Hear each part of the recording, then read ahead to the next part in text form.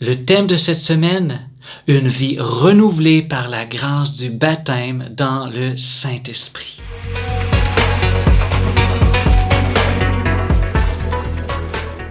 Chers amis, aujourd'hui je suis avec vous pour vous partager une de mes convictions profondes. Nous avons besoin en tant qu'Église de nous laisser renouveler par le Saint-Esprit. Le pape François disait que l'Esprit Saint est les lames de l'Église évangélisatrice. C'est lui qui nous pousse au dehors pour annoncer d'une manière joyeuse la bonne nouvelle du salut. C'est lui qui vient enlever de nos vies la peur. C'est lui qui nous permet d'aimer le monde comme Dieu l'aime. C'est lui qui nous donne la fougue missionnaire. C'est lui qui nous permet de vivre des moments de prière qui nous ressourcent réellement. Nous avons besoin d'être renouvelés par l'Esprit Saint. C'est pourquoi, dans cette deuxième capsule de Feu sur la terre, de ces capsules vidéo, on va parler du baptême dans l'Esprit Saint ou d'un autre mot similaire, l'effusion de l'Esprit Saint, ça veut dire la même chose. Donc, le pape François nous lance vraiment dans cette grâce, nous invite vraiment à vivre ce renouveau dans l'Esprit Saint. Il disait en 2014 à la Pentecôte, « J'attends de vous que vous partagiez à tous dans l'Église la grâce du baptême dans l'Esprit Saint. » D'ailleurs, Benoît XVI en parle aussi, c'est en 2008, toujours à la Pentecôte, « Chers frères et sœurs, redécouvrons la grâce d'être baptisés dans l'Esprit Saint. » Et Jean 23, à l'ouverture du Concile Vatican II, disait « Renouvelle, Seigneur, tes merveilles en notre époque comme une nouvelle Pentecôte. » C'est ce que nous avons besoin sur chacune de nos vies, une nouvelle Pentecôte pour faire de nous vraiment des chrétiens contagieux, des disciples missionnaires. Donc, le Père Cantalamessa, prédicateur pour la maison pontificale depuis Jean-Paul II jusqu'à maintenant, parlait que parfois, le sacrement du baptême en nous peut être entravé et que le baptême dans l'Esprit Saint venait désentraver le baptême sacramentel, ce baptême que plusieurs d'entre vous avez reçu quand vous étiez enfant.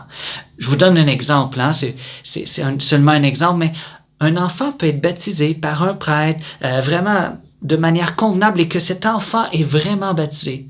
Tout d'abord, je tiens à dire que je crois qu'il y a une grâce toute spéciale, bien sûr, qu'il y a quelque chose de grand, de magnifique, qui se passe, les mots me manquent pour décrire la grandeur du baptême.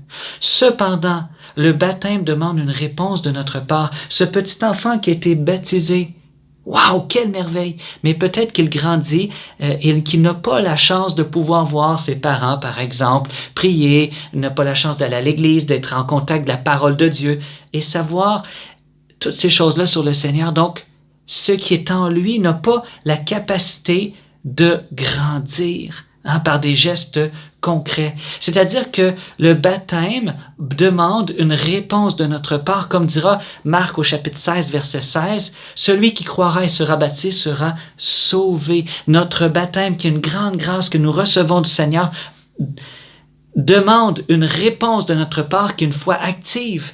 Et justement, le baptême dans l'Esprit Saint, c'est ça. C'est un renouveau de notre baptême, de notre confirmation, ou de tout autre sacrement que tu as pu vivre dans ta vie. C'est ça, la grâce du baptême ou de l'effusion de l'Esprit Saint. L'image qui me vient, c'est quand j'étais enfant, on allait au chalet chez ma grand-maman. Et à côté de chez ma grand-maman, il y avait un puits. Un puits, peut-être vous avez connu ça, c'est un puits qu'on pompe avec le bras pour que l'eau puisse jaillir. Eh bien, quand on pompait, directement, il n'y avait rien qui sortait.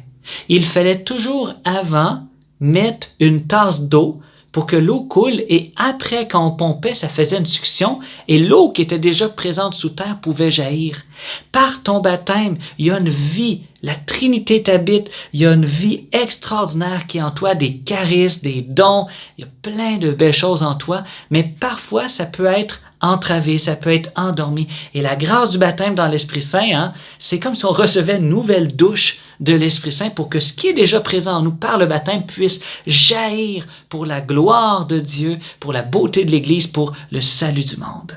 Voilà, c'est ça cette grâce de baptême dans l'Esprit Saint, c'est un renouveau baptismal. Amen? Donc j'aimerais vous lire tout simplement le témoignage de certains catholiques à Duquesne en 1967 qui ont vécu dans un temps de prière cette grâce de renouveau baptismal, de renouveau dans l'Esprit Saint. Je vous lis. Notre foi, dit-il, c'est un jeune homme qui témoigne de ce qu'il a vécu, tout de suite après avoir vécu cette grâce de renouveau dans l'Esprit Saint. Notre foi est devenue vivante. Nous savons plus que nous croyons. Soudain, le monde surnaturel est devenu plus réel que le monde naturel. Pour résumer, Jésus est une personne réelle pour nous. Quelqu'un de réel qui est notre Seigneur et qui agit dans nos vies. Maintenant, nous lisons chaque mot, chaque ligne du Nouveau Testament comme quelque chose de vrai. Nous ne considérons plus la prière et les sacrements comme simplement quelque chose de bon pour nous, mais ils sont devenus véritablement notre pain quotidien. Un amour des Écritures, un amour de l'Église que je n'aurais jamais cru possible, une transformation dans notre relation aux autres, un besoin, une capacité à témoigner, une transformation dans notre relation aux autres, je l'ai dit, une capacité à témoigner au-delà de tout ce que nous aurions pu imaginer font maintenant partie intégrante de nos vies. L'expérience initiale de l'effusion du baptême dans l'Esprit Saint n'était pas du tout émotionnelle, mais notre vie a été remplie de calme, de confiance, de joie et de paix. Au début de chaque rencontre, quand il se préparait à l'effusion, nous chantions le Vini Creator, cet hymne traditionnel de l'Église, avec un réel désir, Nous n'avons pas été déçus, nous avons des charismes en abondance et nous avons, pour la plupart, fait une belle expérience écuménique, nouvelle, pour certains d'entre nous. C'est magnifique, hein? Je vous résume, hein? Dans le fond, c'était quoi? C'est leur foi est devenue vivante avec une relation, une rencontre personnelle avec Jésus-Christ, un renouveau dans leur vie de prière et dans leur vie sacramentelle, un amour renouvelé pour le corps du Christ, pour l'épouse du Christ, qu'est l'Église, un amour pour la parole de Dieu, une intelligence pour les Saintes Écritures, un feu et une capacité pour témoigner, pour évangéliser.